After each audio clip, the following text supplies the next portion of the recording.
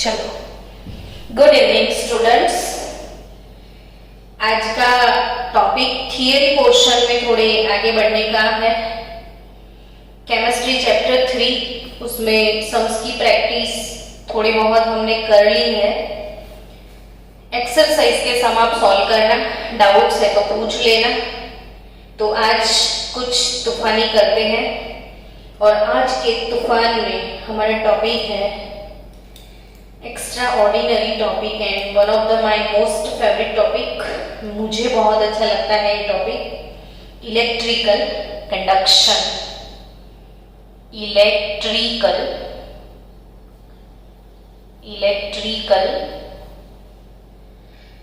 Conduction. तो electrical conduction मतलब क्या? तो सब्सटेंस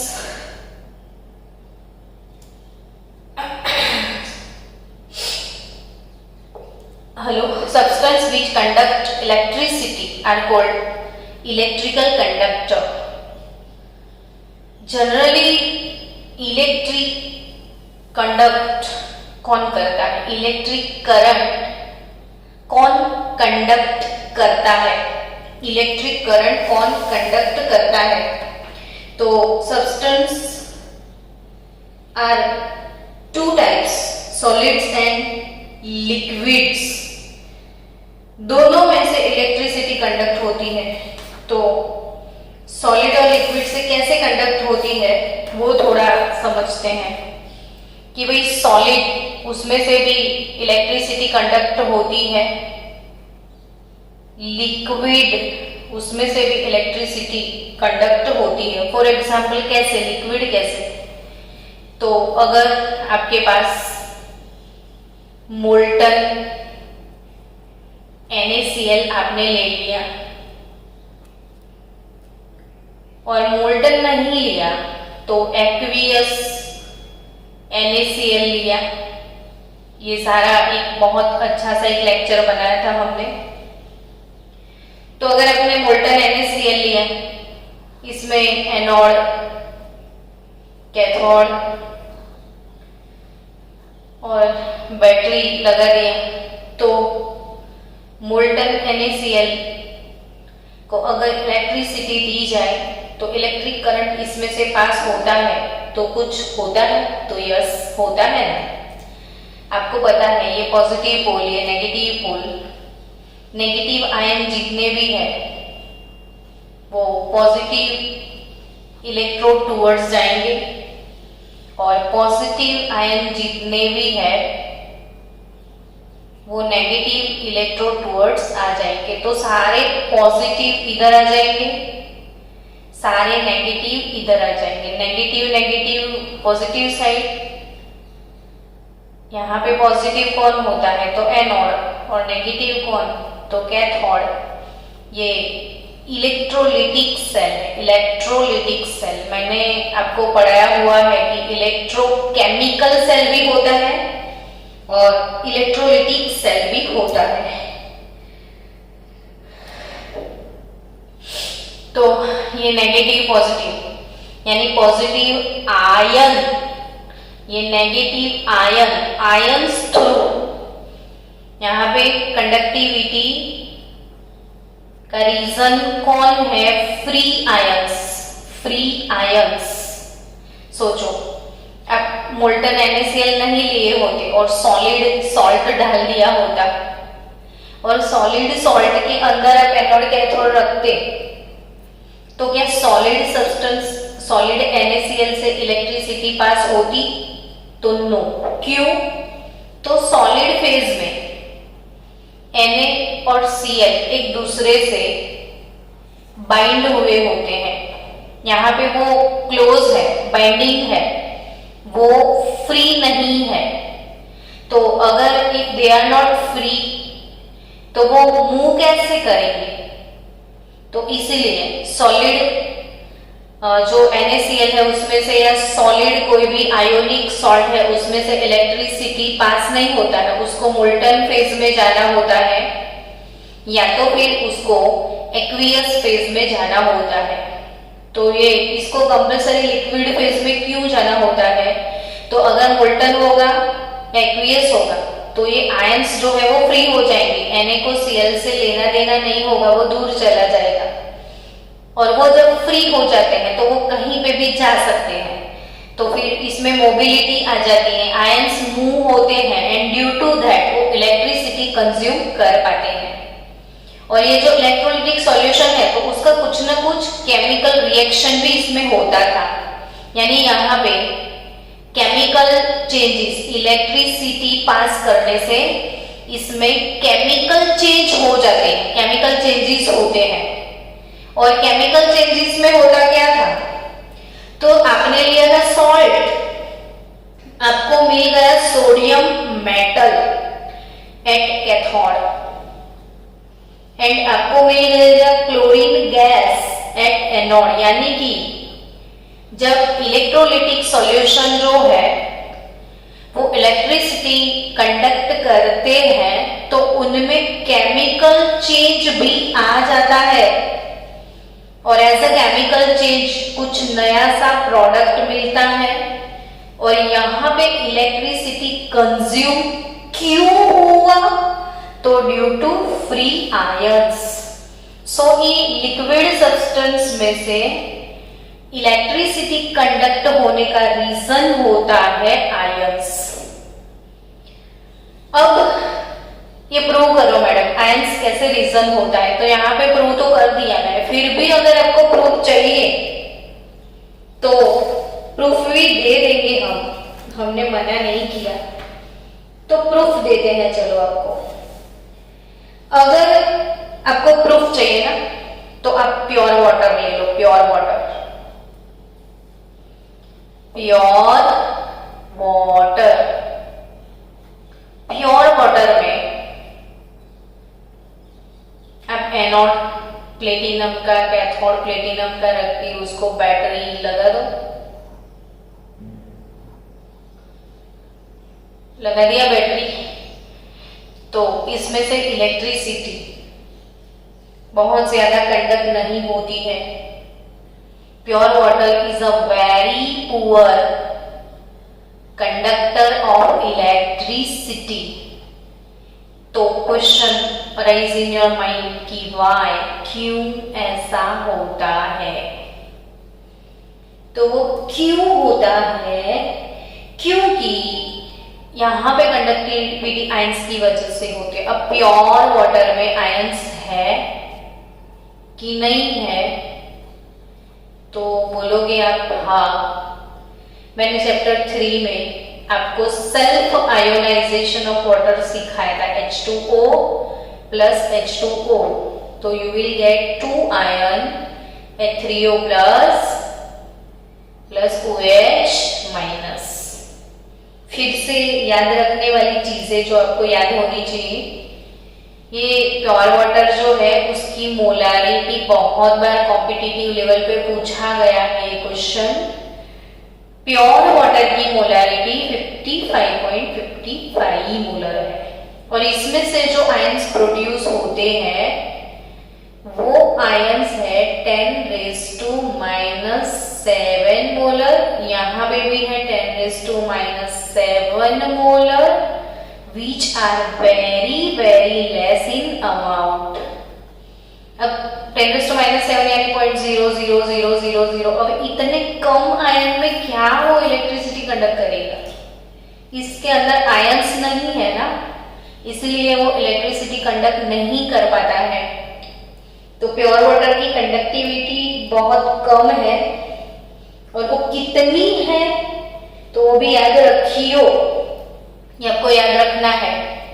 3.5 इंटू 10⁻⁻5, माइनस में है 3.5 इंटू 10⁻⁻5 साइमन पर मीटर, इसका यूनिट ये साइमन पर मीटर क्या है, तो धीरे धीरे आगे हम पढ़ने वाले हैं।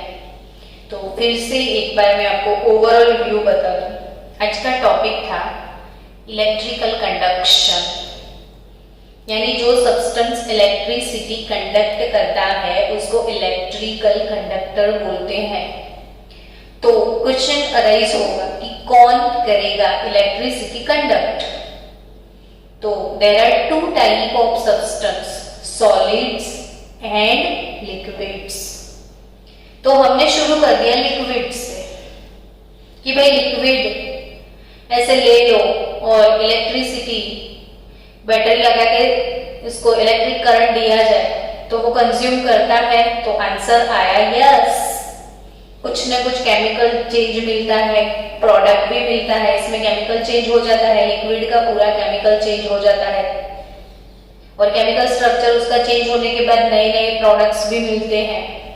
फिर दूसरा क्वेश्चन कि यहाँ पे इलेक्ट्रिसिटी कंज्यूम होने का रीजन क्या था। तो फ्री आयंस, यानी जिसमें फ्री आयंस होते हैं उसमें हम उसको इलेक्ट्रोलाइट बोलते हैं। इलेक्ट्रोलाइट क्या होता है, कोई पूछे कि व्हाट इज इलेक्ट्रोलाइट, तो उसका आंसर आप देना कि substance which ionize in water, substance which ionize in water, substance which ionize in water is called electrolyte। तो इलेक्ट्रोलाइट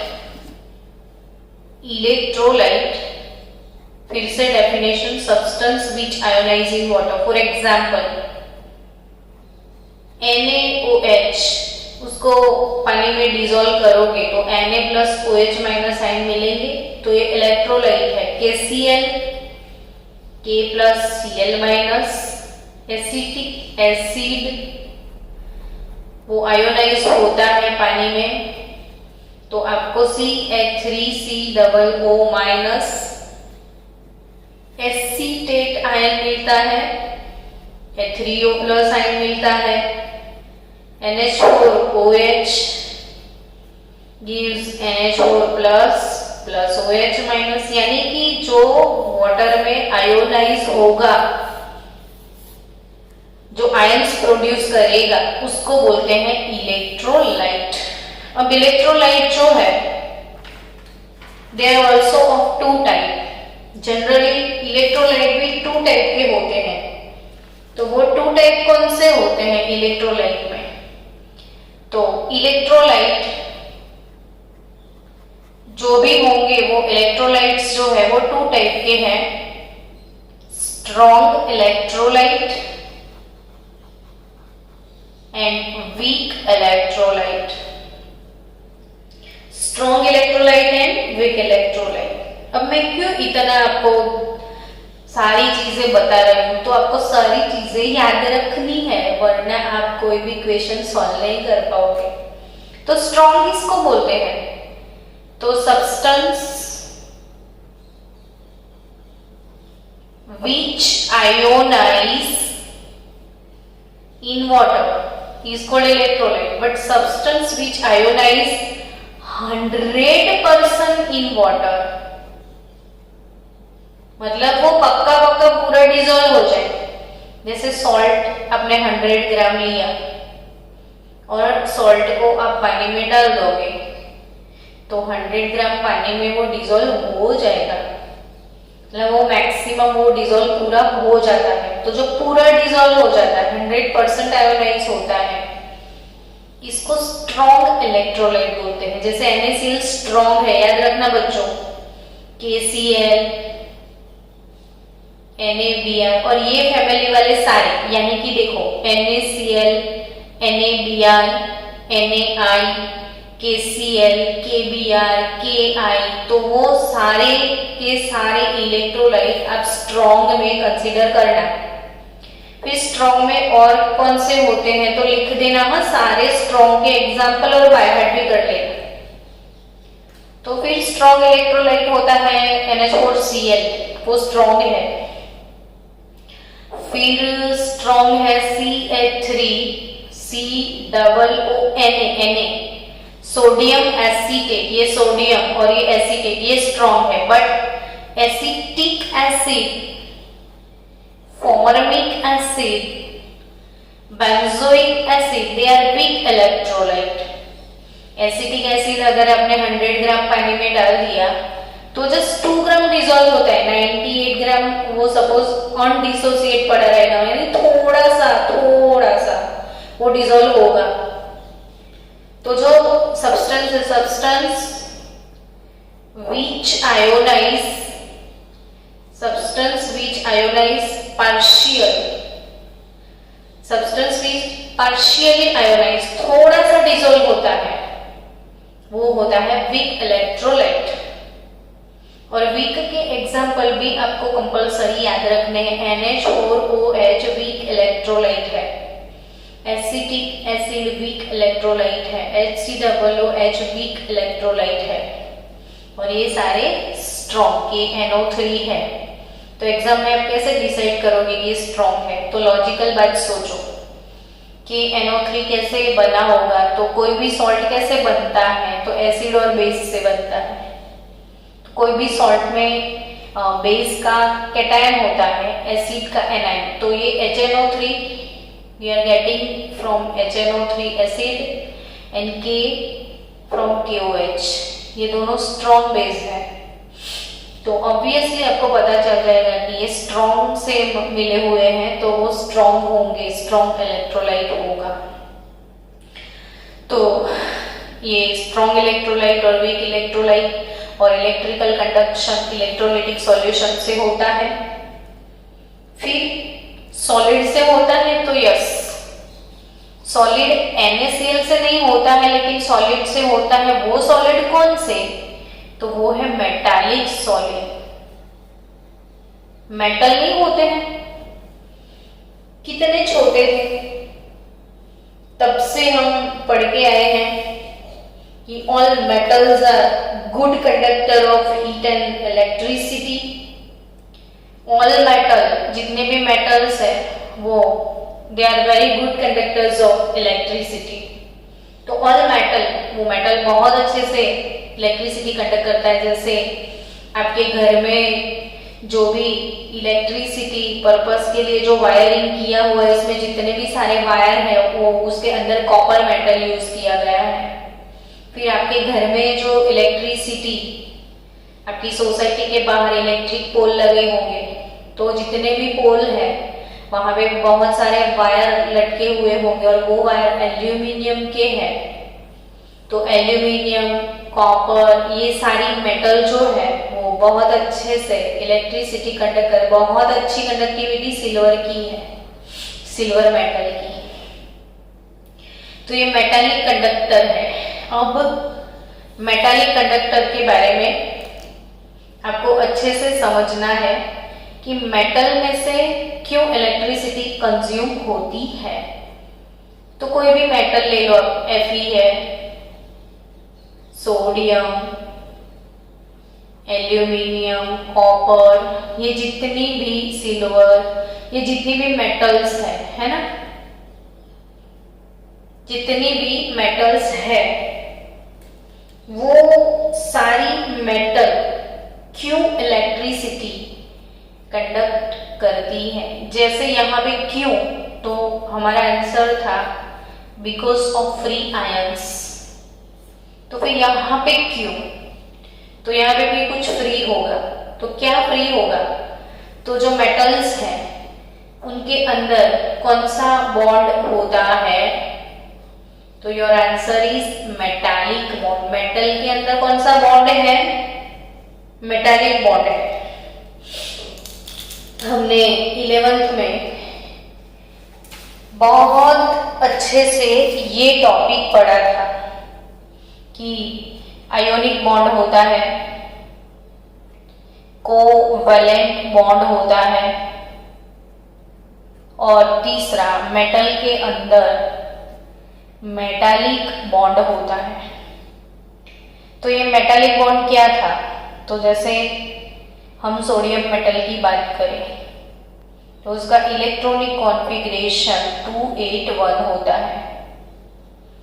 तो ये सोडियम मेटल का न्यूक्लियस, फिर उसके बाजू में उसका फर्स्ट ऑर्बिट, इसमें 2 इलेक्ट्रॉन, फिर सेकेंड ऑर्बिट, इसमें 4, 5, 6, 7 और 8 इलेक्ट्रॉन, और फिर एक लास्ट ऑर्बिट जिसमें खाली 1 इलेक्ट्रॉन है। अब सोचो कि ये 1 इलेक्ट्रॉन ना होता, कोई भी मेटल है तो उसकी आउटर मोस्ट ऑर्बिट में 1, 2 और 3 एक्स्ट्रा इलेक्ट्रॉन होते हैं। तो ये एक्स्ट्रा इलेक्ट्रॉन को कोई रिसीव करने वाला नहीं होता है, तो ये लोग क्या करते हैं, लास्ट ऑर्बिट को छोड़ देते हैं, ये ऑर्बिट मिस हो जाता है। और इतना जो पोर्शन है, इतना पोर्शन में इसमें क्या आता है, न्यूक्लियस और आउटर मोस्ट ऑर्बिट को निकाल दो तो उसके एक्सेप्ट आउटर मोस्ट ऑर्बिट जो भी रीजन बचता है उसको पॉजिटिवली चार्ज कर्नल ऐसा बोलते हैं, इसको कर्नल बोलते हैं, कर्नल। तो कर्नल क्या होती है, तो एक पॉजिटिवली चार्ज्ड स्फीयर है, positively charge sphere including nucleus except outermost orbit. तो फिर मेटालिक बॉन्ड, कोई भी कॉपर का वायर है तो समझो कि इसमें कॉपर के ऐसे कर्नल्स होते हैं, कॉपर की कर्नल्स यानी कॉपर की आउटर मोस्ट ऑर्बिट के अलावा जो पार्ट बचता है वो सारी कर्नल्स होती हैं। अब क्वेश्चन होता है कि आउटर मोस्ट ऑर्बिट लूज कर दी तो वो इलेक्ट्रॉन कहाँ गया, तो बेचारा उन लोगों ने छोड़ दिया इलेक्ट्रॉन को, ये आवारा इलेक्ट्रॉन है, कहीं पे भी घूम सकता है बेचारा, कहीं पे भी घूम सकता है, उसकी जहां मर्जी है वो घूमे वहां। तो ऐसे इलेक्ट्रॉन को बोलते हैं डीलोकलाइज्ड इलेक्ट्रॉन। ऐसे इलेक्ट्रॉन को क्या बोलते हैं हम, डीलोकलाइज्ड इलेक्ट्रॉन। और ये डीलोकलाइज्ड इलेक्ट्रॉन पूरे क्रिस्टल में कहीं पे भी जा सकते हैं, वो फ्री है, जैसे इसमें आयंस फ्री थे, इसमें डीलोकलाइज्ड इलेक्ट्रॉन फ्री है, वो कहीं पे भी जा सकते हैं। अब सोचो कि ये वायर है, मैंने उसको प्लग में डाल दिया, यानी कि उसके दोनों एंड पे मैंने पोटेंशियल डिफरेंस क्रिएट किया। अगर ये पॉजिटिव पोल है, अगर ये नेगेटिव पोल है, तो ऑब्वियसली ये पॉजिटिव चार्ज है तो जितने भी इलेक्ट्रॉन हैं वो ये इलेक्ट्रॉन जंप मार के ये वायर में चला जाएगा, तो यहाँ पे वैकेंसी क्रिएट होगी, तो ये वाला इलेक्ट्रॉन यहाँ आ जाएगा, तो यहाँ पे वैकेंसी होगी, तो यहाँ वाला इलेक्ट्रॉन यहाँ जंप मारेगा, तो यहाँ पे वैकेंसी होगी, तो ये इलेक्ट्रॉन इधर जाएगा। यानी कि जैसे जैसे इलेक्ट्रॉन ऐसे वायर में मतलब पॉजिटिव पोल में जाएंगे, सारे इलेक्ट्रॉन अंदर वाले पॉजिटिव पोल में चले जाएंगे, पूरे सब खाली हो जाएंगे। तो फिर यहाँ कहाँ से इलेक्ट्रॉन आएंगे, तो ये है ना नेगेटिव इलेक्ट्रॉन, तो इसमें से जितने इलेक्ट्रॉन्स हैं ये इसमें आ जाएंगे। मैं फिर से आपको फिगर बताती हूँ, फिर से समझते हैं, चलो रिपीट मारते हैं इसको। सपोज ये मेरे पास कॉपर मेटल है, ये कॉपर मेटल का एक वायर है, कॉपर मेटल के वायर में कॉपर मेटल की वायर में कॉपर के ऐसे न्यूक्लियस है, कर्नल्स होती है, और इन कर्नल्स के साथ जब वहां पॉजिटिव वहां कोई नेगेटिव तो होगा नहीं, तो बॉन्ड कैसे बनेगा, तो पॉजिटिव के साथ नेगेटिव डीलोकलाइज्ड इलेक्ट्रॉन होते हैं। आपको पता है मेटालिक बॉन्ड का डेफिनेशन, तो attraction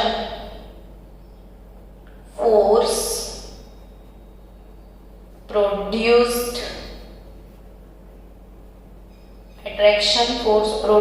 between positively charged colonel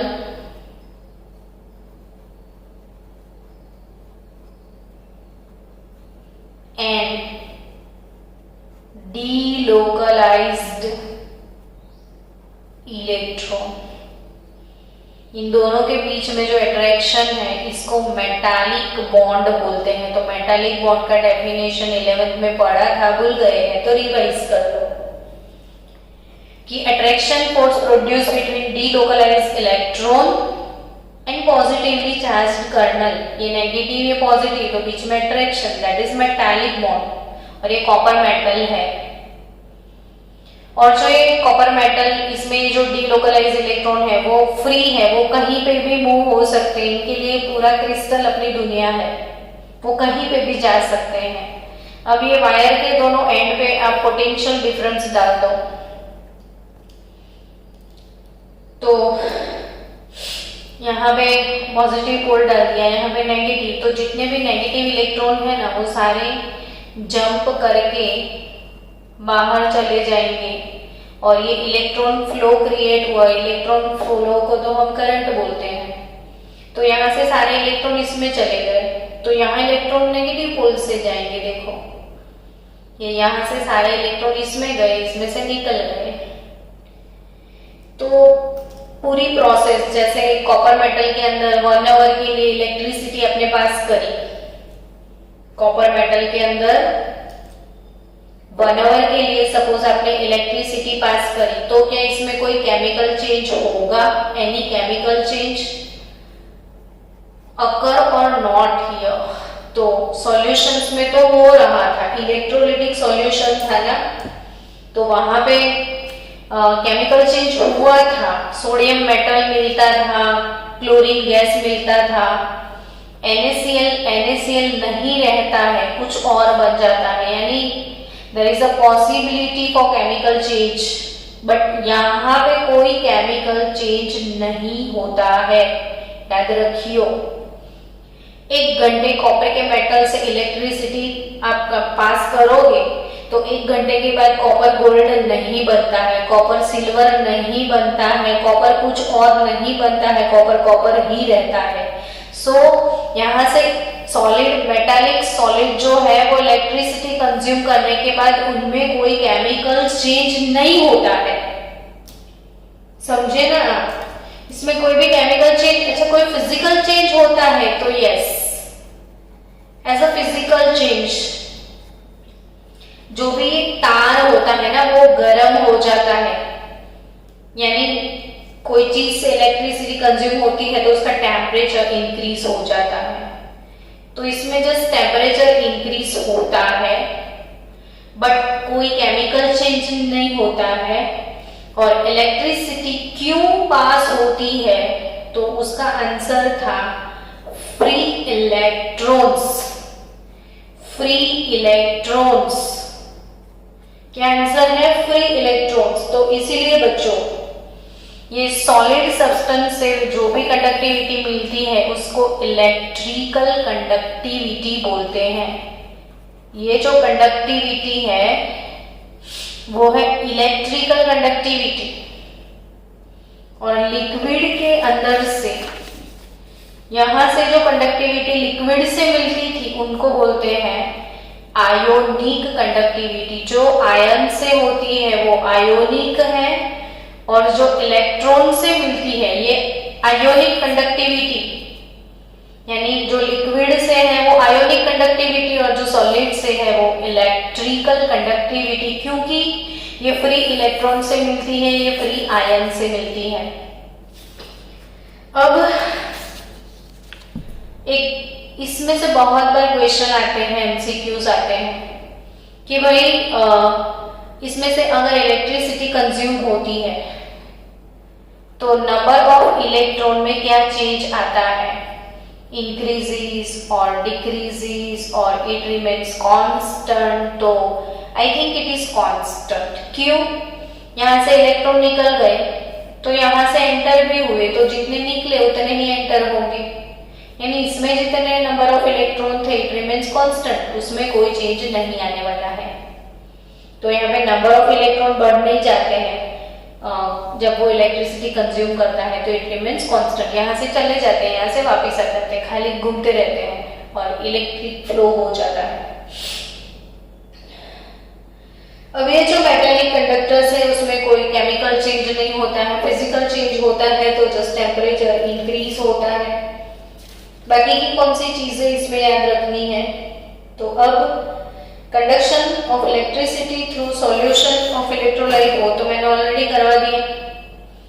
तो यानी कि चलो यहां से फोकस करें कि भाई फिजिकल चेंज जो आया इसमें टेम्परेचर इंक्रीज क्यों हुआ।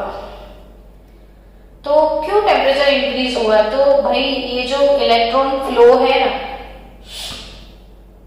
इसमें रेजिस्टेंस भी आता होगा बीच बीच में, रेजिस्टेंस ऐसा टर्म आपने सुना होगा। तो जब भी कोई रेजिस्टेंस आता है, वेट करना, मैं आई 5 मिनट।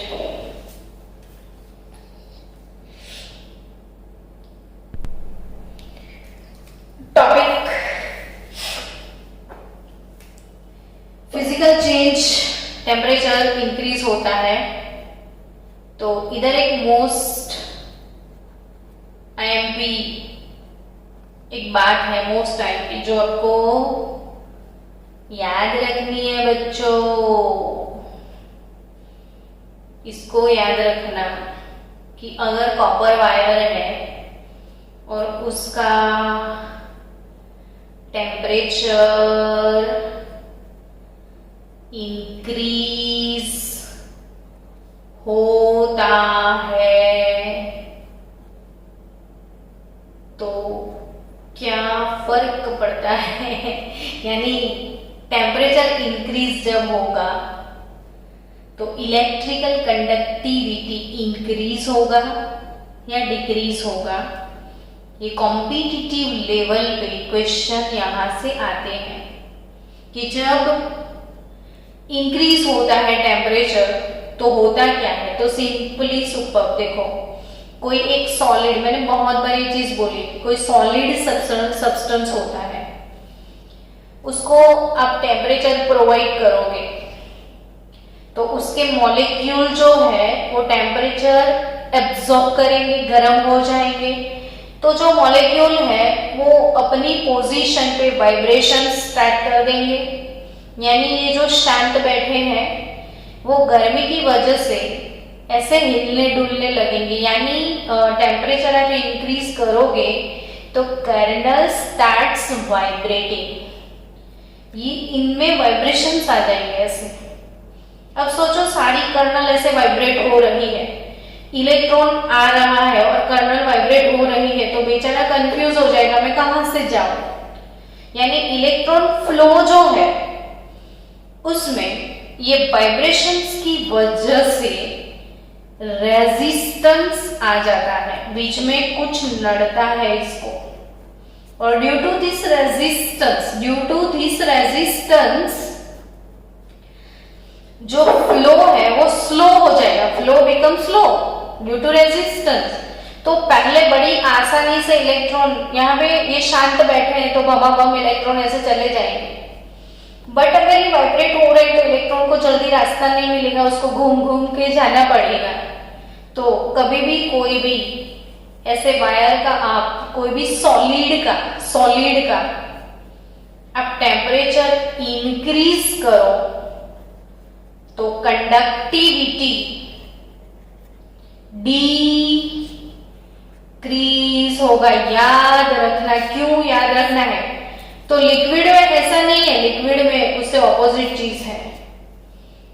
जो इलेक्ट्रोलाइटिक कंडक्टर्स थे उसमें अगर कहीं आप टेम्परेचर इंक्रीज करते हो तो कंडक्टिविटी भी इंक्रीज होगा। लिक्विड के लिए टेम्परेचर इंक्रीज करो कंडक्टिविटी इंक्रीज होगा, टेम्परेचर इंक्रीज करो कंडक्टिविटी इंक्रीज होगा फॉर लिक्विड।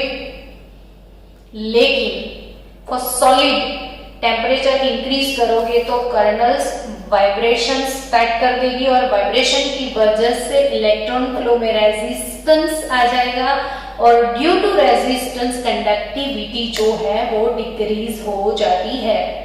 That's it. तो मेटालिक कंडक्टर उसके बारे में जो भी इंपॉर्टेंट चीजें थी वो मैंने आपको बताई।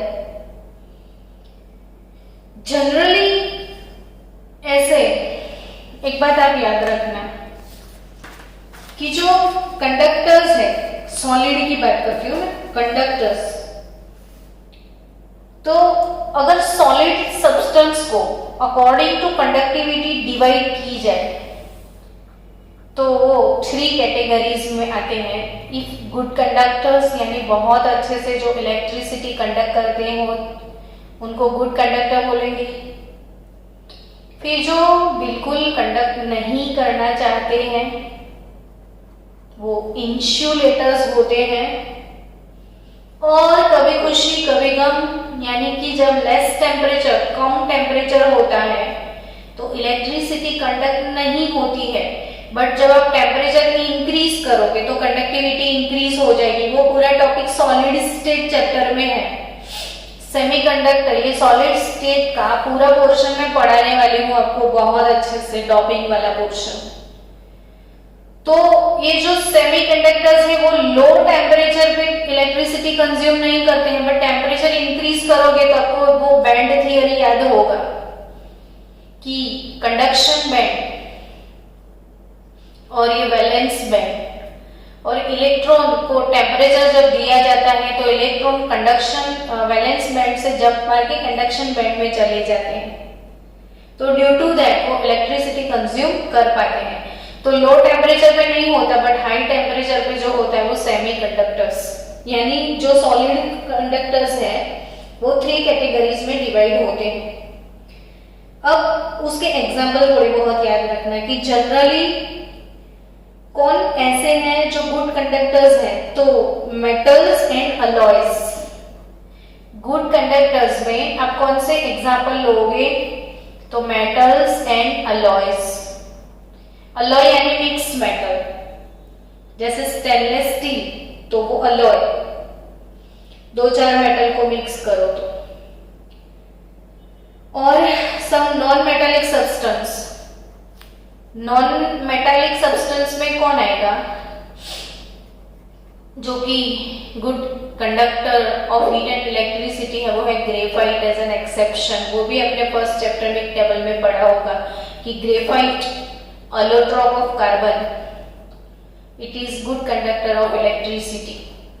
तो वो नॉन मेटल होते हुए भी कंडक्टर है। और ऑर्गेनिक पॉलीमर, हमने पॉलीमर चैप्टर पढ़ा। जनरली पॉलीमर नॉन कंडक्टर होते हैं, लेकिन ऑर्गेनिक पॉलीमर ऐसे बहुत सारे हमने बनाए हैं जो इलेक्ट्रिसिटी कंडक्ट कर सकते हैं। तो गुड कंडक्टर्स में मेटल्स, अलॉय, नॉन मेटल में ग्रेफाइट और organic polymer, they are good conductors. Insulators में तो आप प्लास्टिक बोल दो, ग्लास बोल दो, ग्लास, प्लास्टिक, सिरामिक। सिरामिक यानी जो उससे हमारे बेसिन और टाइल्स वगैरह जो बनता है वो इंसुलेटर्स है। और सेमीकंडक्टर की बात की जाए तो सिलिकॉन,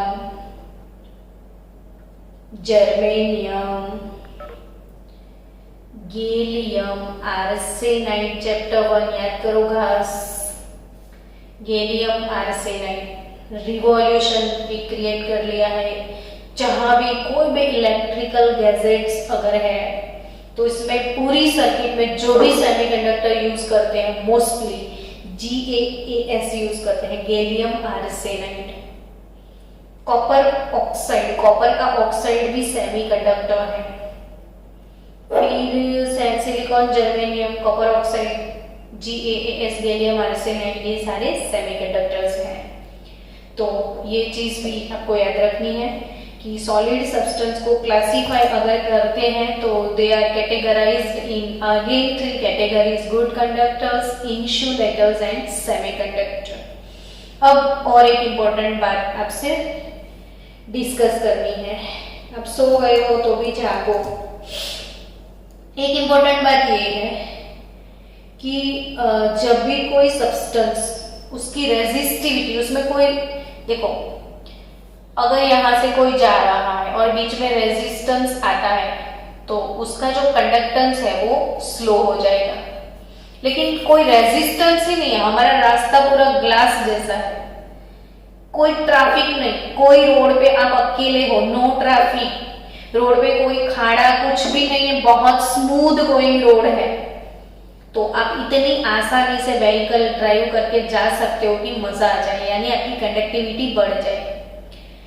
तो ये बिसाइड्स दैट एक और चीज है कि भाई जिसकी रेजिस्टिविटी जीरो है, the resistivities of some substance are zero. फिर से मैं क्या बोल रही हूं कि resistivities of some substance, resistitivities of some substance are zero and they are called superconductor.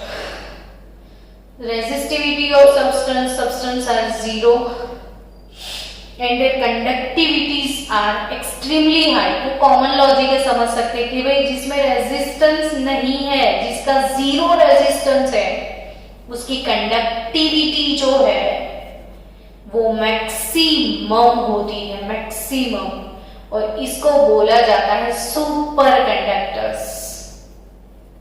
Good conductor, insulator, semiconductor और ये सुपर कंडक्टर। तो सुपर कंडक्टर कौन होते हैं? तो जिसमें रेजिस्टेंस नहीं होता है, रेजिस्टिविटी जीरो होती है।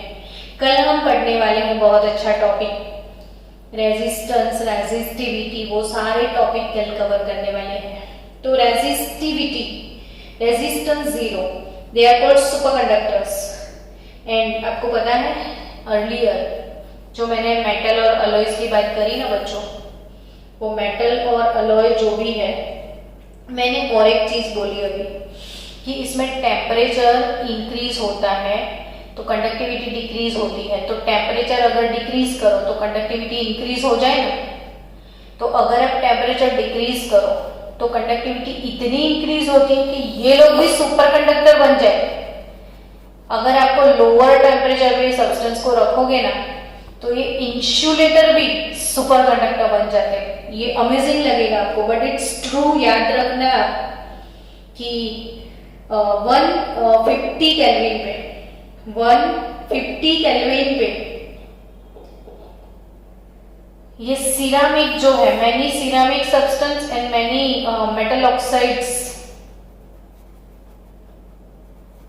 एट 150 केल्विन टेम्परेचर मत भूलियो, 150 केल्विन टेम्परेचर, 150 केल्विन टेम्परेचर मतलब ये 150 केल्विन यानी डाउन लेस टेम्परेचर होगा। 273 करोगे ना तो माइनस में होगा, तो एकदम कूल डाउन टेम्परेचर है ये। तो ये कूल टेम्परेचर पे इंसुलेटर भी सुपर कंडक्टर बनता है, अमेजिंग थिंग है। और 0 to 15 केल्विन टेम्परेचर के आसपास चले जाओ तो ये मेटल भी हो जाएंगे सुपर कंडक्टर्स। तो metal and alloys were considered superconductor at lower temperature 0 to 15 Kelvin, and many ceramic substances and mixed oxide are known as superconductor at higher temperature 150 Kelvin. So done. उसके बाद का topic है factors. तो factors वाला topic हम पूरा 1 our के लिए कवर करेंगे। फैक्टर्स इतने जल्दी नहीं समझा सकते, इसको डिटेल में समझना पड़ेगा। तो मिलते हैं कल रेजिस्टेंस, रेजिस्टिविटी के साथ। अभी आप भी बोर हो गए होंगे तो कल आगे का टॉपिक पढ़ेंगे हम।